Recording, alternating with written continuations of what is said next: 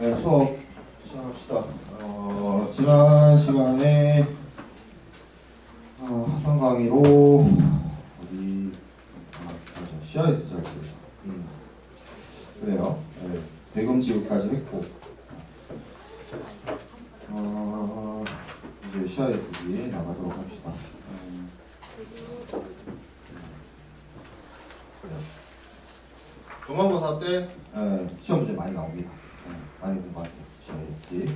자, 이게 정식 이름은 국제물품매매계약에 관한 유엔 협약이라고 불립니다. 앞서서 무역과 관련된 여러 법원을 설명할 때도 이야기를 했던 것처럼 유엔이라는 기구가 여러 나라가 참여를 하고 있고 모든 문제를 유엔이 해결하거나 유엔이 절대 선이거나 절대적 진리나 이런 건 아니에요. 그렇지만 유엔에서 제정한 여러 국가들이 참여하는 협약 중에 국제무역과 관련된 특히 국제무역 중에서도 물품매매 계약과 관련된 주요한 협약이고, 이 협약은 유엔이 만든 여러 협약들이 있어요. 근데 그 협약들이 다 성공하는 것도 아니고 다 발효가 되는 것도 아니고 다 체결이 되는 것도 아니고 다 그러니까 실질적으로 그냥 소위 말해서 쉽게 말해서 망한 것도 많아요. 유엔이 만든 것 중에. 근데 이 유엔 협약은 굉장히 성공적으로 만들어졌고 오늘날 여러 국가들이 가입되어져 있습니다. 여기 나와 있는 것처럼 미국, 중국, 일본, 독일, 프랑스, 네덜란드, 한국뿐만 아니라 러시아까지 가입이 되어 있고,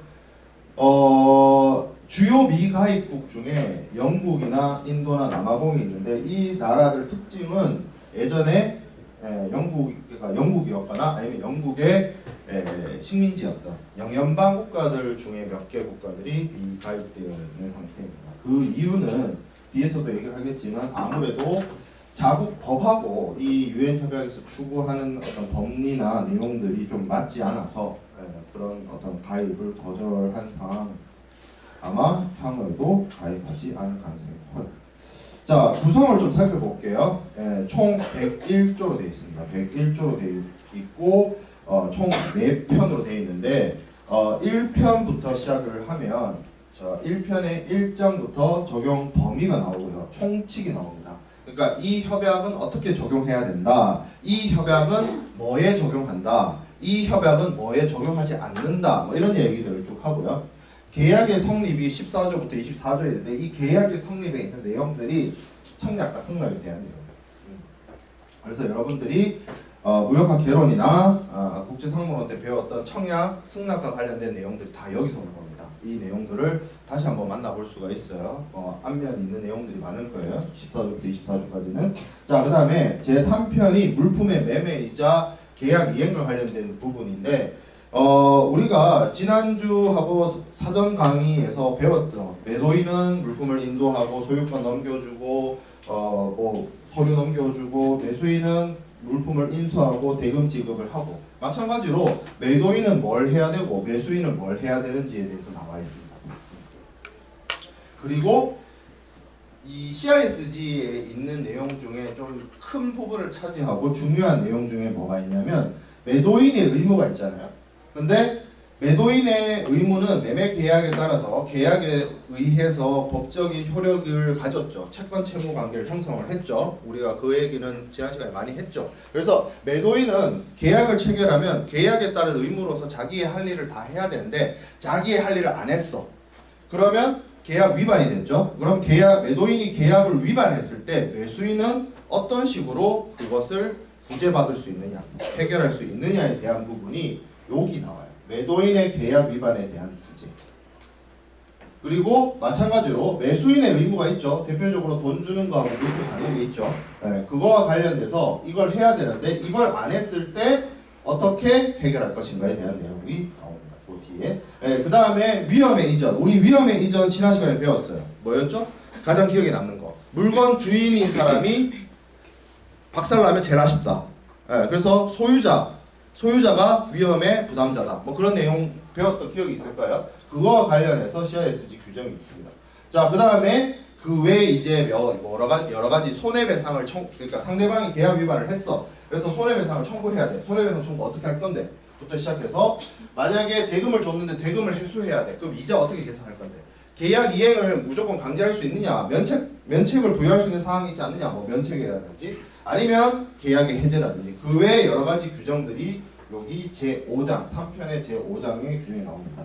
그리고 최종 규정이 있는데 89조부터는 우리가 수업 시간에 안 배울 거예요. 왜 그러냐면 여기는 물품의 그 매매 계약과 관련된 내용이 아니라 이 협약에 가입하려면 어떤 절차를 밟아야 되느냐 뭐 그런 내용들이에요.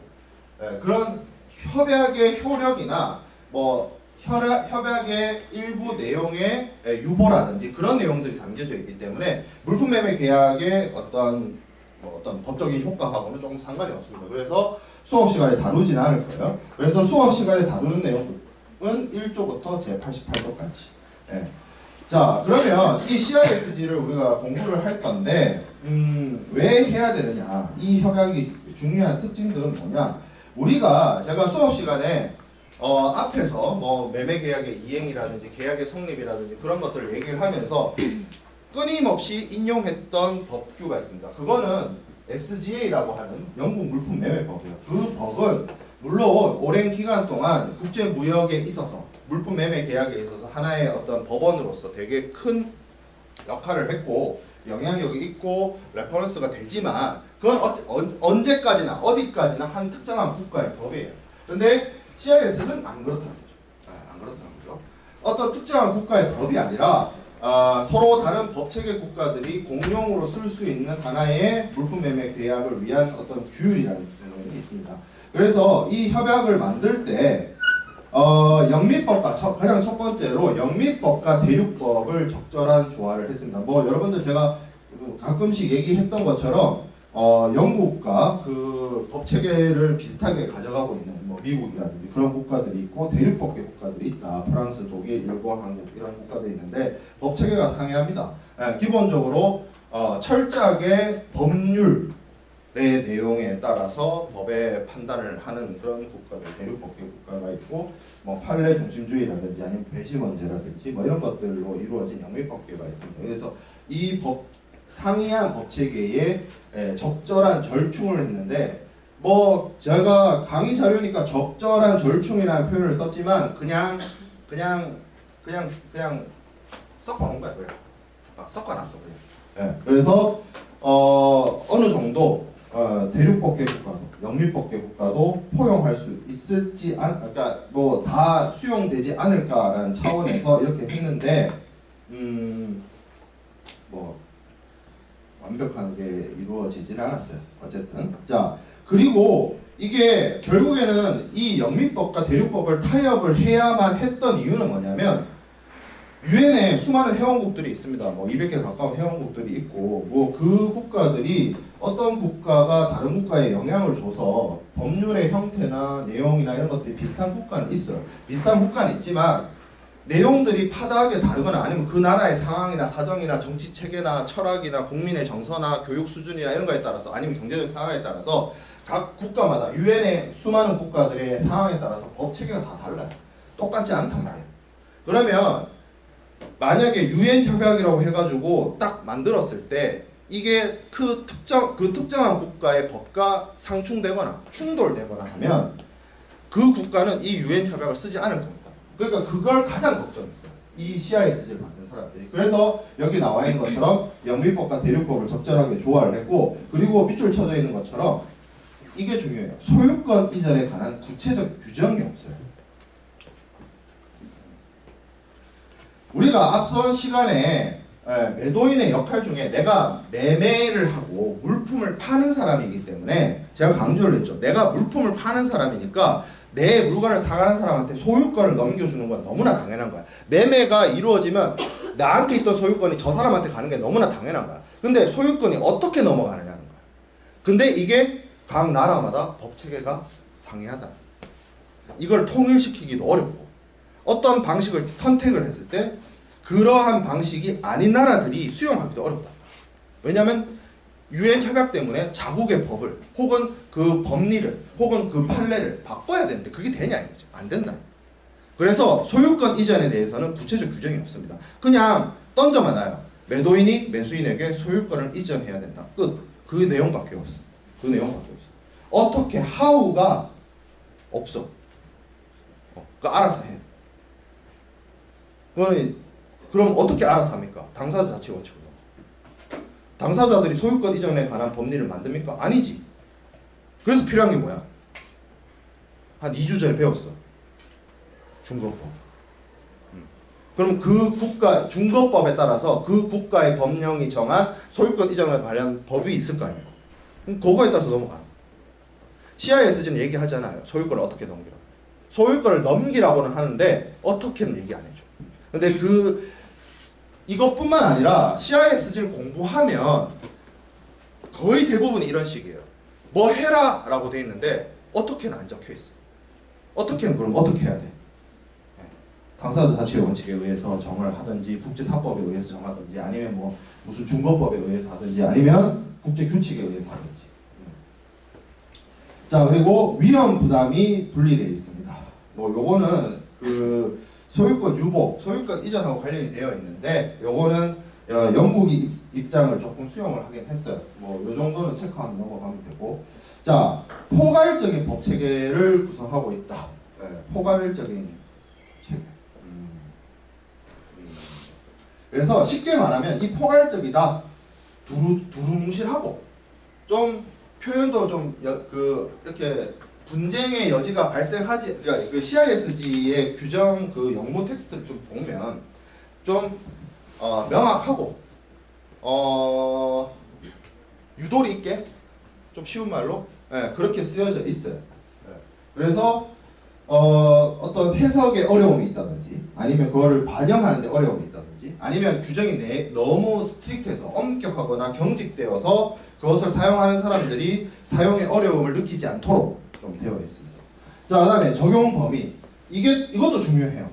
국제매매에 적용됩니다. 국제매매. 국제성이 있어야 돼요. 국내 거래에 적용 안 됩니다. 왜 국내 거래에 적용 안 되게 해놨을까? 만약에 CISG가 국내 매매에 적용이 된다고 하면 한국은 CISG 가입국이잖아요. 그러면 한국 상법은 의미가 없어져요. 한국 상법 전체가 의미가 없어지는 건 아니지. 한국 상법 내에서 물품의 매매와 관련된 법규들이 의미가 없어져요. 왜냐하면 이거는 유엔 협약은 국가와 국가들이 맺은 국제 협약이잖아요. 국제 협약은 국내법과 동일한 효력을 발휘하거든요. 우리나라 법상. 그래서 CISG 이거 우리 수용을 할 때 어떻게 했냐면 국회가 비준 동의 절차를 거쳤어요. FTA가 왜 국회에서 비준 동의 절차를 거쳐야 되느냐? 그게 국내법과 동일한. FTA라는 것도 다른 나라와 대한민국 정부 간의 무역 협정이잖아요. 이 무역 협정이 효력을 발휘하려면 우리 국내법, 대한민국이 만든 자체적인 법과 동일한 정도의 효력을 발휘하려면 반드시 국회 비준을 통과를 해야 돼요. 입법부가 비준을 해야 된단 말이죠. 근데 이걸 국내 매매에도 적용하게 되면 그 어떤 국가도 수용을 못할 겁니다. 그래서 이 CISG의 내용은 철저하게 국제성입니다. 국제 매매에 한정해서 적용을 한다. 자, 그 다음에 협약의 해석과 관련해서 제가 앞서서 되게 그냥 선언적으로 포괄적으로 두루뭉실하게 규정을 해놨고 이렇게 하라라고는 적혀 있는데 어떻게에 대해서는 내용이 빠져 있다라고 말을 했습니다. 그러면 그 어떻게를 채워 넣을 것인가에 대해서 CISG가 요 뒤에서 보게 될 건데 뭐 이런 식으로 얘기를 해요. 여기 7조에 있는 것처럼 국제적 성격과 뭐 통일성 어쩌고 저쩌고 뭐 해야 된다 하는데 이거 다 헛소리고 결국에는 뭐에 의해서 고려되냐면 6조 7조 9조에 있는 것처럼 계약 자유 원칙. 이거 다른 말로 뭐예요? 당사자 자치 원칙. 7조 신의 성실 원칙. 이것도 무역 거래에 있어서 우리가 성실하게 거짓됨 없이 제대로 해야 된다는 것도 중요한 원칙이었죠. 그리고 9조의 간행과 간습에 대한 고려를 하도록 하고 있습니다. 무슨 얘기냐? 무역 거래를 하는 사람들 사이에서 이루어져 있는 간행과 간습이 있다면 그거 인정해 준다라는 거예요. 무역 거래를 하는 사람들 사이에서 이루어져 있는 굳어져 있는 형성되어 있는 국제적인 간행 간습, 대표적으로 인커텀스, 대표적으로 UCPO백, 대표적으로 설화증권에 관한 헤이그 협약. 코에 걸면 코걸이, 귀에 걸면 귀걸이 뭐 이런 뜻이 아니라 국제적으로 널리 쓰이는 거 있잖아요. 여러분들이 상문호 시간이나 아니면 상거래 규칙론이나 뭐 결제론에서 배우는 그 막 수많은 국제 협약들, 국제 규정, 국제 상간습들 다 인정. 그런 내용을 담고 있다. 그러면 쉽게 말하면 이거야. 그러니까 선언적으로 이렇게 하세요는 CISG에 적혀 있는데 어떻게는 각자가 알아서 정하는데 그거를 할 때 정하는 방식 중에 대표적인 게 뭐야? 간섭이 있는 거고 인커텀스가.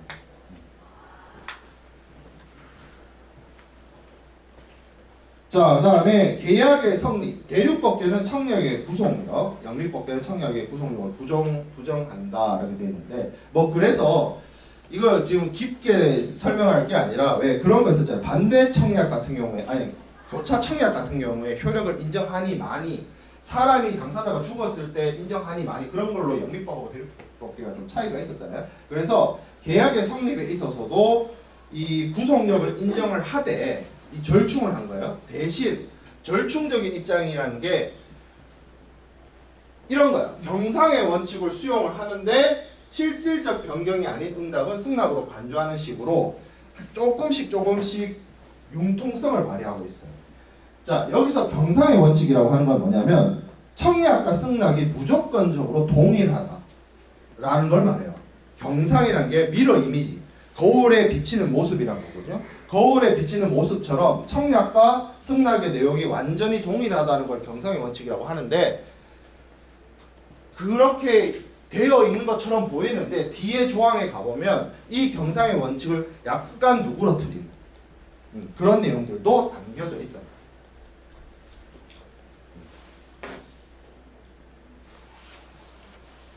그리고 뭐 약인 이론이 적용되지 않는다.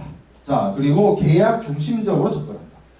아무래도 이게 매매 계약에 관련된 협약이잖아요. 네, 그래서 어떻게 보면 논의의 중심이 매매 계약에 있습니다. 이 계약에 대해 따라서 상대방이 의무를 이행해야 되고 의무를 이행하지 않았을 때 뭘 해야 되고 뭐 그리고 이것이 계약을 해지할 수 있느냐, 계약 해지를 못하느냐, 손해배상을 청구하느냐, 계약은 유효하게 있으면서 손해배상만 할 수 있느냐, 뭐 이런 식으로 계약에 포커스가 좀 맞춰져 있어요. 그리고 되도록이면 이게 국제 물품 매매 계약에 관한 협약이라서 그런지 몰라도 되도록이면 계약이 깨지거나 계약이 파기되거나 계약이 해제되기보다는 계약의 형태, 이 계약 자체는 존속을 시키면서 해결책을 찾으려는 방향성이 있어요. 그건 뒤에서 얘기를 한번 하기로 하고, 그리고 상대방한테 뭔가 계약상에 손해를 끼쳤을 때 손해배상 청구의 대상이 되는데 그러한 잘못을 했을 때 이것이 고의로 했는지 아니면 실수인지 그런 거 불문입니다. 일단 상대방에게 계약 거래 상대방에게 일정한 재산상의 피해를 줬다면 손해배상 청구의 대상이 될 수가 있어요. 자, 그 다음에 위험 부담의 원칙에 대해서 자 이게 중요한데 우리가 CISG 소유권 이전해야 된다는 선언적 규정만 있고 소유권 어떻게 옮기는 거에 대한 내용이 없다라고 했습니다. 근데 CISG에서는 위험에 대해서는 어떻게 이전되는지가 규정이 되어 있습니다.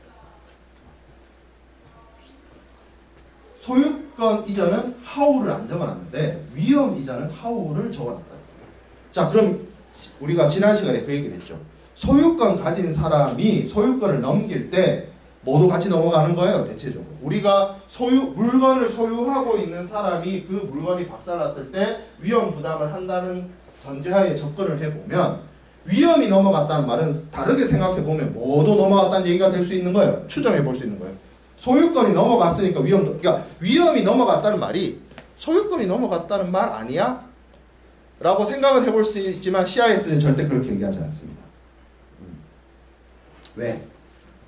뭐 다른 어떤 국내법, 실정법하고의 충돌이 났을 때를 대비해서 위험 이전에 대해서는 규정을 넣어놨어요. 근데 소유권 이전에 대해서는 없다.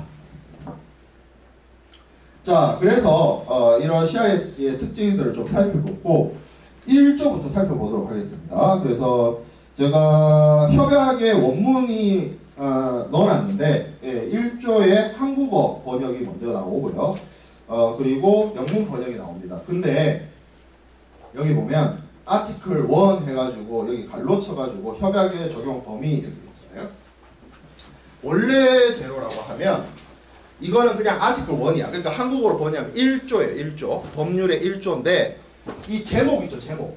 이 제목은 CISG 내용이 아니에요. 뭐냐면 국내에 많은 수많은 교수님들이 CISG를 연구한 사람들이 있을 거 아니야? 이분들이 이 조항의 어떤 내용을 파악해서 제목을 달아놓은 거예요. 그러니까 이 제목은 여러분들의 학습과 참조를 위한 것이지 절대적인 내용은 아니다. 원래는 그냥 1조야. 1조. 자, 그럼 1조의 내용이 뭐냐? 이 협약은 다음과 같은 경우에 영업소가 상이한 국가에 있는 당사자 간의 물품 매매 계약에 적용됩니다. 당해 국가가 모두 취약국입니다. 여기서 말하는 취약국은 이 CISG 협약에 가입한 국가. 자, 그 다음에 국제사법의 규칙. 국제사법의 규칙 설명했죠. 국제사법이 뭐예요? 중거법이 무엇이냐? 법이 두 개 이상이 서로 상충되었을 때, 충돌했을 때 어느 법을 중거법으로 결정할 것인가를 저촉법적 중거법 결정, 국제사법 얘기를 했었죠. 네. 그래서 국제사법에 의해서라는 말은 이 법에 의해서 뭐 당사자들이 결정을 했든 아니면 어떤 특정한 법을 지정을 했든 중거법이 결정됐어. 근데 그 중거법의 국가 있잖아요. 그 법이 있는 국가가 최악국이야. 유엔 협약, 이 CISG 협약에 가입. 요 경우에 어떻게? 물품 매매 계약. 이러한 국가 혹은 법이 있는 곳에 영업소가 있는 당사자 간의 물품 매매 계약에 적용됩니다. 자, 두 번째 갈로 당사자가 상이한 국가에 영업소를 갖고 있다는 사실이 계약 체결 전 또는 당시에 당사자 간에 행한 계약이나 모든 거래 또는 당사자가 밝힌 정보로부터 나타나지 아니한 경우엔 무시할 수 있다. 자, 이게 이런 경우 있을 수 있잖아. 나는 국제거래인 줄 모르고 했어. 어떡할 거야? 그냥 그러면 무시할 수 있다. 모르고 했으니까. 나는 이거 국내 거래라고 생각하고 했어요. 뭐 이런 경우. 그러니까 이게 무슨 얘기냐면 국제성을 띄어야 한다. 국제거래여야 한다. 이게 중요하답니다. 자, 당사자의 국적이나 또는 당사자 또는 계약의 민사상, 상사상 성격은 이 협약을 적용함에 있어서 고려되지 않는다. 자, 한국 사람이에요. 한국 사람인데 사무소가 한국에 있어요. 어떤 사람은. 근데 거래 상대방은 한국 사람임에도 불구하고 사무소가 미국에 있어요. 이거 CISG 적용 대상입니다. 자, 예를 들어서 영국은 CISG 협약 가입국이 아니라고 했는데 영국 사람이 한국에 법인을 만들어서 거래를 해요. 상관없어요. 왜? 법인, 여기서 말하는 영업소가 대한민국에 있으니까 대한민국은 CISG 가입국입니다. 국적 고려 안 한다. 그래서 17번 슬라이드에 있는 내용은 이 내용의 영문 내용이고요. 여러분 한번 참고해보면 될 것 같고. 자, 그 다음에 이 협약은 다음과 같은 매매에 적용하지 아니한다예요. 적용하지 아니한다. 얘네들은 적용 대상이 아니다. 첫 번째, 2조 A항, 개인용, 가정용, 가사용으로 구입되는 물품의 매매. 다만 매도인이 계약의 체결 전 또는 그 당시에 물품이 그러한 용도로 구입된 사실을 알지 못하였거나 또는 알았어야 할 것도 아닌 경우 제외합니다. 자, 이런 경우에요. 자, 여기서 쉽게 말하면 이겁니다. 외국에 내가 물건을 사는데 예를 들어서 티셔츠를 사는데 티셔츠를 나랑 뭐 우리 가족이랑 뭐 좀 나눠 입으려고 한 5장을 샀어. 여기에 CIS 적용되느냐? 안 된다는 거죠. 왜? 개인용으로 구매하는 거죠. 국제 물품 매매 계약이지만 내가 개인용으로 쓰기 위해서 샀어요. 그거 CISG 적용합니다. 그렇죠? 자, 근데 만약에 500개를 샀어요. 티셔츠 500개를 구매했습니다. 똑같은 사람한테 똑같은 사람이. 그러면 그거 개인용이라고 할 수 있느냐? 할 수 없죠. 그러면 CIS 적용됩니다. 그 얘기를 하고 있습니다. 그래서 만약에 매도인이 계약 체결 전 당시에 그러한 용도로 구입된 사실을 알지 못했거나 뭐 알 것도 아닌 경우 제외한다. 이건 뭐냐면 이거 이제 물건 파는 사람 입장에서 이 사람이 개인용으로 쓰는지 가족용으로 쓰는지 알 수가 없는 애매한 분량이야. 뭐 그런 거는 매도인한테 책임 묻지 말고 조금 애매한 표현이긴 하지만 원칙은 개인용, 가사용 이런 것들은 CRSG 적용 대상이 아니다. 그래서 여러분들 해외 직구 같은 거 할 때 뭐 이렇게 뭐 한두 개씩 사잖아요. 해외 직구. 근데 그런 거에 엄격하게 법 적용을 안 하는 데는 뭐 여러 가지 이유가 있지만 세금 문제도 있고 관세 문제도 있고 하지만 이 이야기가 커요. 그냥 그거는 개인 간의 거래 이렇게 치부해버려요. 그래서 법적 관리 대상이 좀 아닙니다. 근데 금액이 좀 커지거나 한국 기준으로선 뭐 한 대략 한 2,000불 이상 넘어가거나 아니면 수량 자체가 뭐 굉장히 많거나 아니면 동일한 물건을 반복해서 구매하는 경우에도 문제가 될 수 있어요. 그러니까 이게 사람들이 생각하는 게 뻔한 게 예를 들어서 제가 여기서 이렇게 설명했잖아요. 소량으로 뭐 한두 개 사는 거 이런 거는 국제적인 물품 매매로 안 본다 이러면 악용하는 게 뭐냐면 10개씩 조금씩 사. 일주일에 10개씩 해가지고 뭐 한 반년치 사. 그러면 벌써 수량이 많아지죠. 그거 다 추적합니다. 그런 거 다 추적해요. 관세청이 월급 루팡하는 곳이 아니기 때문에 다 봅니다. 왜냐하면 그래서 여러분들 해외 직구하면 가장 먼저 하는 일 중에 뭐가 있어요? 개인 통관 보호 따져. 그거 여러분들 추적과 관리를 위한 목적이에요. 그래서 개인 통관 부호도 남한테 빌려주면 안 돼요. 주민등록번호하고 똑같은 거야. 무슨 말인지 이해돼요? 그러면 주민등록번호로 하면 되지 왜 따로 통관 부호를 부여합니까? 외국인이 수입할 수도 있잖아. 그죠? 그래서 따로 개인 통관 부호를 만드는 거예요. 자, 그 다음에 경매에 의한 매매. 이 말 자체가 잘못됐어요. 내가 한국어로 이거를 이렇게 번역해 놓긴 했는데 경매는 매매가 아니야. 경매는 옥션. 자, 그 다음에 강제집행, 기타 법률상 권한에 의한 매매. 강제집행합니다. 이 사람이 세금을 안 내요. 그래서 국가에서 차압이 들어가요. 그래서 소유권이 넘어갔어요. 그게 매매냐? 이거죠. 매매 아니죠. 매매 아니라고 봐야지. 자, 그 다음에 주식, 지분, 투자증권, 유통증권, 통화의 매매. 이건 뭐예요? 다 금융자산이라고 불리는 거죠. 이거 물품이 아닙니다. 네 번째, 선박, 부선, 수상익선, 항공기. 기본적으로 대한민국 법상, 대한민국 법뿐만 아니라 전 세계 많은 국가들이 이런 선박이라든지 비행기라든지 이런 애들을 물품이라고 생각 안 해요. 부동산이라고 생각합니다. 일종의 건물이라고 생각합니다. 그래서 CISG 적용 대상이 아닙니다. 전기의 매매. 전기가 왜 물품 매매 계약에 대한민국 법상으로는 전기가 물품이었어요. 그냥 대한민국 법만 그래. 제가 SJ는 다 알려줬죠. 해외는 그렇게 생각 안 한다고. 전기는 물품이 아닌 거야. 그러니까 CISG 적용 대상이 아닙니다. 그러니까 여기 A, B, C, D, E, F에 해당되는 거는 CISG를 적용하지 않는다. 자, 그 다음에 서비스 계약. 제가 여기 수업하면서 물품 강조하죠. 근데 국제무역에는 또 한 측면에 뭐가 있어요? 용역이라고 불리기도 하고 서비스라고 하기도 하고 그것 또한 국제거래의 대상이 되죠. 또 서비스 말고 또 뭐 있어? 자본도 있잖아. 자본 거래도 굉장히 중요한 국제무역에 있어서의 큰 틀을 차지하고 있죠. 큰 파일을 차지하고 있는데 CISG에서는 서비스 계약에 대해서는 적용하지 않는다. 자, 그래서 물품을 제조하거나 생산하여 공급하는 계약. 뭐 수공업 같은 거, 뭐 제조 가공 뭐 해가지고 하는 거죠. 이거는 매매로 본다. 다만 물품을 주문한 당사자가 그 제조 또는 생산에 필요한 재료의 중요한 부분을 공급하기로 약정한 경우에는 그러하지 않는다. 자, 물품을 만들어주거나 생산해서 공급하는 거는 매매인데 물품을 주문한 당사자가 주문한 사람이에요. 주문한 사람이 그 제조 생산에 필요한 재료의 중요한 부분을 공급을 해서 가공을 해서 받기로 했어요. 그러면 이쪽에 생산만 한 사람은 뭐예요? 만들어주기만 한 거죠. 뭐만 제공한 거예요?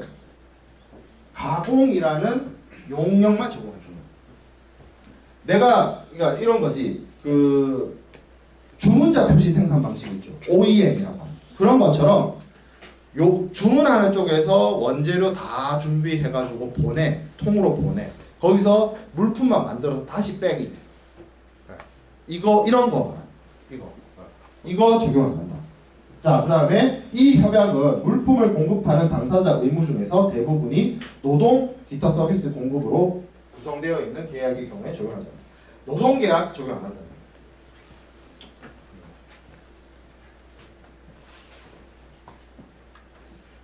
자, 그 다음에 계약의 효력 및 소유권 이전에 적용되죠. 이 협약은 단지 매매계약의 성립 그리고 그러한 계약으로부터 발생하는 매도인과 매수인을 규율한다. 특히 이 협약에서 별도의 명시적인 규정이 있는 경우를 제외하고 이 협약은 다음과 같은 사항에서는 관계되지 않는다. 계약 또는 그 어떠한 조항이나 어떠한 관행의 유효성이다. 계약의 유효성 뭐 이런 것들 아니면 매각된 물품의 소유권에 관해서 계약이 미칠 수 있는 효과 이런 거에 대해서는 CISG가 이러쿵저러쿵 하지 않겠다. 적용하지 않는다. 뭐 그런 선언적인 얘기를 하고 있고요. 자, 사망이나 상해에 대한 책임.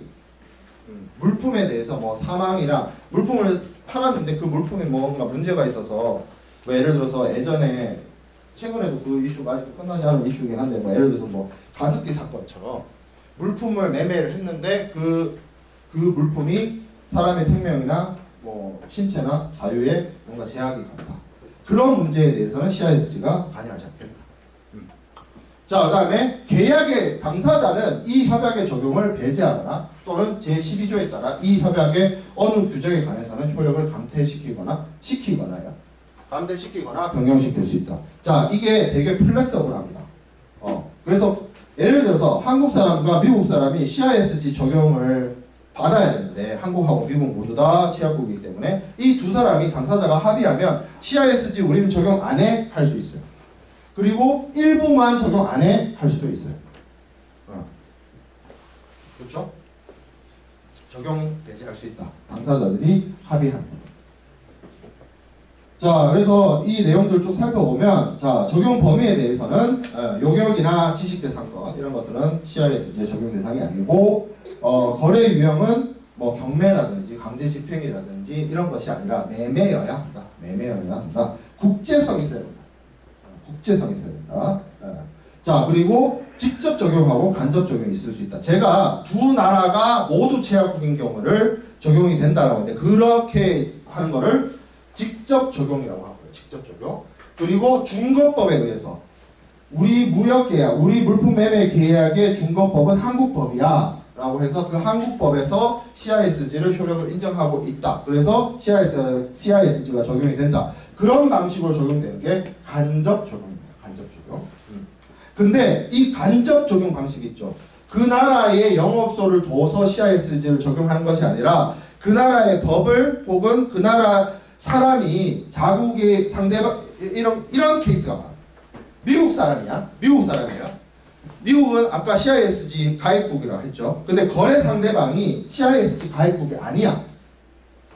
그러면 미국은 CISG 적용하지 말자 쪽이에요. 그래서 준거법에 의해서 CISG를 적용시키는 것을 못하도록 한 나라들이 있어요. 여기. 미국하고 중국. 자, 그 다음에 적용 배제, 뭐 거래 성격에 의해서 적용 배제되기도 하고, 이게 그렇죠, 개인용이나 같은 부분, 그리고 서비스 계약 안 되고, 계약의 효력에 대해서 배제되고, 제조물 책임, 뭐 사람의 생명이나 재산에 영향을 미치는 것에 대해서 CISG는 관여하지 않는다. 그리고 합의하면 CISG 적용 안 할 수도 있다. 자, 그래서 24번 슬라이드에 1조부터 제6조까지의 내용들이 정리가 되어 있습니다. 그래서 1조가 협약의 적용 범위를 크게 나타내고 거고 2조부터 6조는 이거 적용 안 돼, 이거 적용 안 돼, 이거 적용 안 돼, 이거 적용 안 돼 이런 식으로 쭉 되어 있죠. 예, 그래서 그 개인용 거래라든지 아니면 서비스 계약이라든지 아니면 사망 상해라든지 그리고 필요에 따라서 당사자들이 합의를 하면 계약 내용에 따라서 CISD 적용을 배제할 수 있다. 자, 그 다음에 7조 보도록 하겠습니다. 협약의 해석 원칙. 이 협약의 해석에 있어서는 협약의 국제적인 성격과 그 적용상의 통일성 증진을 위한 필요성, 국제무역상의 신의성실 준수에 대한 고려가 있습니다. 몇 개를 고려하는 거예요? 한 3가지 고려하는 거죠. 그렇죠? 국제적인 성격, 인터내셔널 캐릭터. 이거 국제거래입니다. 두 번째, 통일성 증진, promote uniformity. 통일성을 또 뭐 마지막 국제무역상의 신의성실 준수, good faith, good faith. 3가지 고려해라. 이 협약 적용할 때, 이 협약을 해석할 때. 자, 그리고 이 협약에 의해서 규율되는 사항으로서 이 협약에서 명시적으로 해결되지 아니한 문제는 이 협약이 기초하고 있는 일반 원칙에 따라서 해결돼야 되고 그 원칙이 없는 경우 국제사법의 원칙에 의해서 적용되는 법률에 따라 해결되어야 한다. 이렇게 되어 있습니다. 자, 뒤에서 보겠지만 CISG가 굉장히 너프하게 되어 있어요. 그냥 이래야 된다 라고 해놓고 어떻게가 없어요. 어떻게 없다는 얘기 많이 했죠. 그러면 이 말인즉슨 이 협약에서 명시적으로 해결되지 아니한 문제라는 게 무슨 뜻이냐면 협약에서 그냥 하라고는 돼 있는데 어떻게 하라고는 안 돼 있는 경우에 어떻게 할 것인가 의 문제예요. 그래서 그 경우에 뭘 적용하냐? 일반 원칙이래요. 일반 원칙. 제네럴 프린시플. 제네럴 프린시플 도대체 뭐야? 제네럴 프린시플이 뭘 말하는 거야? 그거를 여기 뒤에서 얘기를 한 거죠. 8조하고 9조에서. 자, 그리고 일반 원칙, 제너럴 프린시플로 해결이 해야 되는데 그게 안 돼. 그럼 어떻게? 국제사법의 원칙에 의해서 적용되는 법률에 따라 해결된다. 이건 뭔 얘기예요?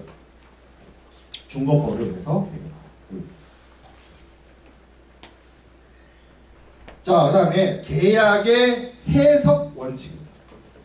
자, 해석 원칙이자 어떻게 보면 당사자 의사의 해석 원칙일 수도 있어요. 네, 그래서 이 협약을 적용하는 데 있어서 당사자의 진술, 기타 행위는 상대방이 그 의도를 알았거나 알 수 있었던 경우에는 당사자 의도에 따라서 해석된다. 너무나 당연한 얘기예요. 배가 고프면 밥을 먹어야 된다 수준의 당연한 얘기야. 당사자의 진술이나 행위는 상대방이 뭔 행위를 했어. 어떤 짓을 했어. 그거를 해석할 때 어떻게 해야 돼? 너 무슨 생각으로 했니?가 중요하잖아. 상대방이 어떤 말을 했어. 스테이트먼트를 했어요. 뭐 액션을 했어. 그거 해석 어떻게 할 건데? 의도. 상대방의 의도가 너무나 당연한 거예요. 인텐트. 자, 그 다음에 전항의 규정. 여기서 말하는 전항은 갈로 1번을 말해요. 갈로 1번. 8조, 아티클 8조에 갈로 1번에서 적용될 수 없는 거. 그러니까 당사자 여기 그러면 앞에서 not applicable 이거 적용할 수 없는 경우가 뭐가 있을까? 당사자 의도를 알 수 없는 거죠. 당사자 의도를 알면 당사자의 행위나 당사자의 진술이나 이런 것들을 그 의도에 맞춰서 해석하라네. 근데 당사자 의도를 모르겠어. 무슨 생각인지 모르겠어. 그러면 당사자의 진술 또는 기타 행위는 상대방과 같은 종류의 이것도 되게 웃겨. 합리적인 자가 동일한 사정에서 가질 수 있는 이해력에 따라 해석돼야 됩니다. 그렇죠? In the same circumstance. 똑같은 상황에서. Same kind. 같은 종류의 사람. 이 사람이 가질 수 있는 이해력으로 판단해요. 이게 일종의 그런 거 아닐까? 보편적 합리, 보편적 상식, 커먼센스 보편적 상식. 그러니까 비슷한 상황이야. 뭐 경제력이나 뭐나 뭐 이런 사람 이런 여러 가지 상황에서 고려해 봤을 때 동일한 어떤 부류의 사람이야. 그러면 대체적으로 비슷비슷한 생각을 가지지 않을까? 근데 동일한 상황에서 동일한 부류의 사람인데 전혀 다른 생각을 해. 그런 사람들을 우리가 뭐라 해요? 천재이거나 사이코패스거나. 일반적이지 않은 거지. 그런 사람들의 생각은. 뭔가 굉장히 창의적이고 독창적이거나 아니면 굉장히 이해할 수 없는 수준의 뭔가 뭐 범법적이거나 뭐 폭력적이거나. 근데 여기서는 비슷한 상황에서 비슷한 종류의 사람이 생각하는 이해의 정도로 판단을 하래. 뭐에 대해서? 당사자의 의도를 알 수 없는 당사자의 진술이나 행위에 대해서. 그 얘기야. 말이 어렵지? 생각해보면 쉬운 말이다. 자, 당사자의 의도 1번 있었죠. 갈로 1번이 당사자 의도에 대해서 하라고 그랬죠. 두 번째, 합리자가 가질 수 있는 이해력. 요게 갈로 2번에서 하는 얘기였죠. 요거를 결정함에 있어서 당사자 간의 교섭, 당사자 간에 확립되어 있는 관습, 간행, 그리고 당사자의 후속되는 어떤 행위를 포함해서 이런 것들에 대해서 상당한 고려를 해야 됩니다. 그래요. 말이 어려운데 잘 읽고 곱씹어 보면 배가 고프면 밥을 먹어야 된다 수준의 너무나 당연한 얘기야. 그렇죠? 상대방이 뭘 행위를 했는데 저 사람 무슨 생각으로 저랬지를 가장 먼저 생각해보고 저 사람이 생각이 모르겠어. 그럼 저 사람하고 비슷한 상황에서 비슷한 생각을 가진 만한 사람이 보편적인 상식 수준에서 생각하는 바가 뭐지를 생각해보고 이런 것들을 고려하는 데 있어서 저 사람하고 나하고 뭔가 무역 거래를 하기 위해서 서로 간에 서신이 오고 하고 이메일이 오고 갔을 거 아니에요. 그리고 저 사람이나 나나 같은 무역업자인데 우리 필드 뭔가 좀 우리 업계에서 뭔가 생각되는 그 어떤 공통된 규정이나 뭐 그런 게 있을 거 아니야.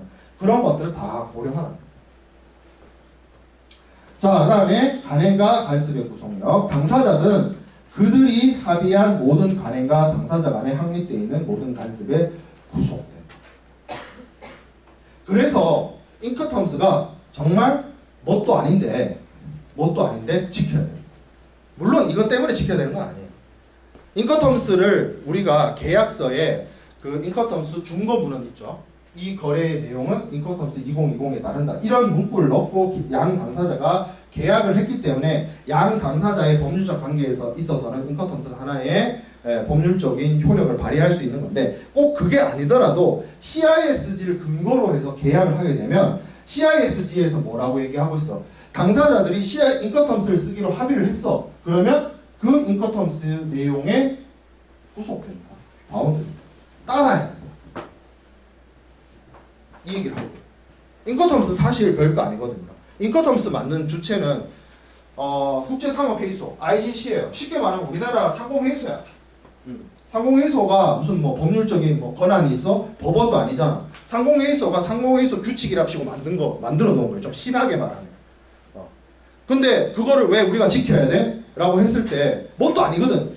상공회의소가 만든 규칙. 그렇지만 이 말이 있는 거야.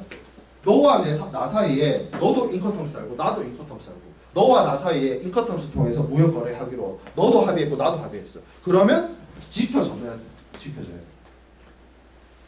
자, 그 다음에 별도의 합의가 없는 한 당사자가 알았거나 당연히 알았어야 하는 간행으로서 국제무역에서 해당되는 특정 무역에 관련된 종류의 계약 당사자에게 널리 알려져 있고 통상적으로 준수되고 있는 간행은 당사자가 그들의 계약 또는 계약 성립에 묵시적으로 적용하는 것으로 봅니다. 이거 사실 앞에 한 말을 조금 풀어서 얘기해 줬죠.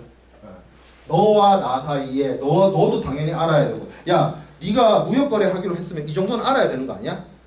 이런 거지. 그러니까 그런 것들을 다 계약 성립이나 계약의 효력에 적용이 된다라고 합니다. 자, 요거까지는 하고 거의 나왔네. 자, 뒤에는 뭐 별로 중요한 건 없어요. 자, 영업소의 정의. 이 협약에 적용하는 데 있어서 어느 당사자가 둘 이상의 영업소를 갖고 있는 경우 영업소라 하는 것은 계약의 체결 전 또는 그 당시에 당사자들에게 알려졌거나 얘기해졌던 사정을 고려해서 계약 이행과 가장 밀접한 관계가 있는 영업소를 말합니다. 여기서 우리가 영업소가 어디서 처음에 등장했냐면 제일 앞에 국제거래성 얘기할 때 영업소, 상위양 국가에 있는 영업소 가진 거래 당사자들의 거래라고 했어요. 네, 그래서 그 영업소 얘기할 때 어디냐를 했을 때 계약 체결 시에 뭐 본사라든지 그런 걸 말하는 겁니다. 그렇게 중요한 얘기는 아니죠. 자, B에 영업소가 없어. 영업소가 없으면 자기 사는 데, 자기 사는 데를 영업소를 한다. 자, 계약 자유의 원칙. 매매 계약은 서면에 의해서 체결되거나 또는 입증되어야 할 필요가 없으며 또 형식에 관해서도 어떠한 다른 요건에 따라야 하지 않는다. 매매 계약은 증인을 포함해서 여하한 수단에 의해서도 입증될 수 있다. 자, 그래서 우리가 무역거래 조건 얘기할 때 분료식이다 했어요. 어떤 특정한 낙상유불 하잖아. 낙상유불 해가지고 여러분들 외우잖아. 그 분료식이란 말이 서면이 필요 없다는 얘기가 아니야. 다시 한번 강조하지만 서면으로 해도 돼.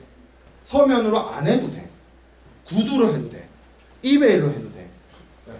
어떻게 보면 어떠한 형식으로든 제약하지 않습니다. 근데 이런 거지 뭐 당사자들이 합의에 따라서 뭐 우리는 서면으로 하자, 우린 구두로 하자, 우린 이메일로 하자, 뭐 할 수 있는 건 상관없어요. 네. 그리고 증인을 포함해서 어떤 수단에 의해서도 입증될 수 있다. 우리가 말로 구두로 매매 계약했어요. 기록된 게 없네. 근데 옆에 증인 세워놨어. 너 증인해. 그러고 우리 둘이서 구두 계약했어. 그런 식으로도 인정받을 수 있다. 계약을 자유롭게 할 수 있다. 어떠한 틀이나 어떠한 형식이나 어떠한 요건 행위나 이런 것들을 요구하지 않습니다. 자, 그 다음에 계약 자유의 원칙의 적용 유보라고 되어 있는데, 자, 아까 11조에서 계약 자유를 할 수 있다 했죠. 구두로도 할 수 있고 서면으로도 할 수 있고 뭐 아니면 막말로 뭐 휴지에다가 그냥 휘갈겨서 계약을 할 수도 있고 뭐 종이의 형식 뭐 서류의 형식 다 필요 없어요. 자유롭게 할 수 있어. 당사자들이 합의만 하면 상관이 없는데 그게 그 나라 법으로 허용이 안 되는 나라들이 몇 나라 있어. 한국은 허용해줘요. 의사가 중요해서 그냥 뭐 이런 이명제다 해도 되고 상관없어요. 즉 입증만 되면. 근데 반드시 매매 계약을 상업행위와 관련된 매매 계약을 서면으로 하라는 국가들이 있어. 지구상에. 네. 그래서 그 나라는 요 규정 빼고 싶으면 빼라. 적용하기 싫으면 적용하지 마라. 그 얘기예요. 이 12조. 여기 보면 96조란 말이 나오죠. 96조는 우리가 배우진 않을 텐데 96조가 뭐냐면 96조에 어떤 내용들이 있냐면 어떤 특정한 국가가 CISG 규정 중에 이거는 우리나라 법하고 상충돼서 적용 안 합니다. 요 법은, 요 규정은. 그거를 할 수 있도록 하는 내용이 96조에 있어요. 그래서 빼고 싶으면 빼라 이거야. 자, 그 다음에 13조 서면의 정의. 서면 여기 CISG에서 서면이라고 하는 거에는 전보와 텔렉스를 포함합니다. 여러분들 전보 본 적 없고 텔렉스 본 적 없죠?